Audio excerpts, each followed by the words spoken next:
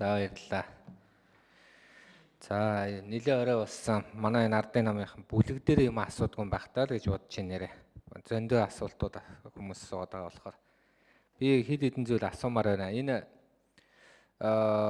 тендер концесс гэдэг хоёр байдлаар төр үйлчилгээ үзүүлдэг.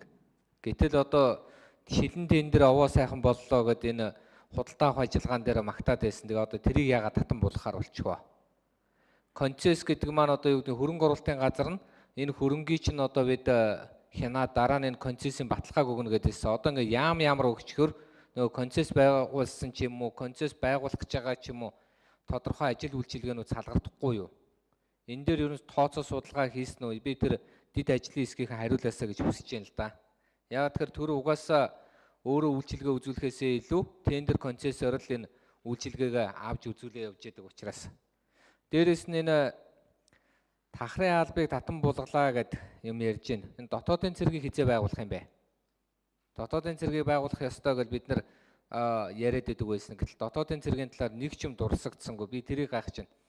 Дээрээс нь энэ соёл спортод дургүй юм уу? Энэ боловсролын яам руу соёл спорт хоёрыг л жихэд ах юм. Ядаж спорт чи өөрөө эрүүл мэндийн үндэс гэдэг байгаа шүү дээ. Имээр биш спортоор имжлэе гэдэг.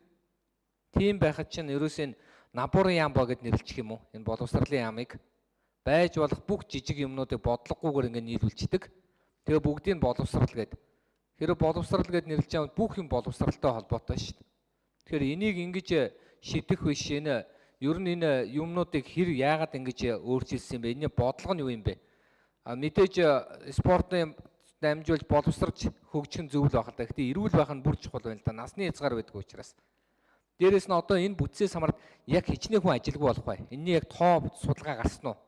Яг тэгэхээр бүгд ипотекийн зээлтэй байгаа. Бүгд ажилгүй болно гэдгээ мэдж байгаа бол эртхэн шиг тэр банкны зээлээ яаж төлөх тухайгаа ярмаар байна. Өмнөх парламентын үед 15 тэрбум төгрөг энэ халд солисноос болоод улсын төсөвд алдагдал үүссэн. Одоо тэгвэл хичнээн тэрбумыг энэ төсвөлсөн бай.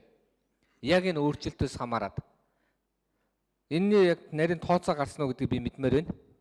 Ийм төрийн өмчийн хорог одоо эргээд байгуулж байгаа чинь төрийн өмчийн хорооны чиг үүрэг нь юу болох гээд байна?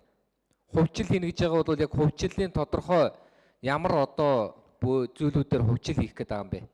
Төрийн өмчийн хорог татан буулгахдаа тэр үтгэл татвар гайлагч гэсэн миний ойлгочоор бол та нар нийлүүлээл нэг нь хоёулаа орлого ордог их үүсвэртэй учраас нэг нь хяналтаа тавиад орлогоо олоод нэг бүтэц болъё гэд батлаа дуусаагүй байхад яагаад ингэ салгачваа?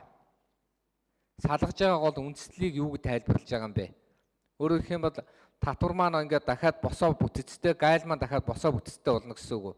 Энэ дундаа байснаар ямар алдагдал одоо ямар төвөгтэй байдал үүссэн болоод ингэж шийдсэн юм. Энэний судалгаа мэдээ баримтууд нь юу байна гэдгийг тодорхой хэлж өгөөч. Дээрээс нь энэ дид сайдуудыг магтаад ах юм. Би ерөөсөй ойлгохгүй юм. Дид сайд чи улс төрийн албан тушаал шүү. Улс төрийн албан тушаалыг нэмж болохгүй.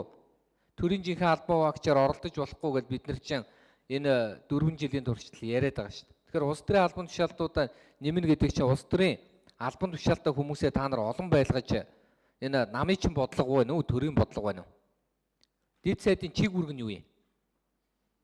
Энийг эвслийн засаг масаг байсан бол бас нэг өөр байсан. Энд чинь бие даасан 65 үнэмлэхүй ялд байгуулсан хүмүүс чинь ганцаараа сайдаа хийгээд төрийн нарийнтайгаа хамтраад ч юм уу энэ төрийн жинхэнэ албаагчтайгаа ажиллаж болдгоо юм уу? Заавал нэг хоёр сайд нэг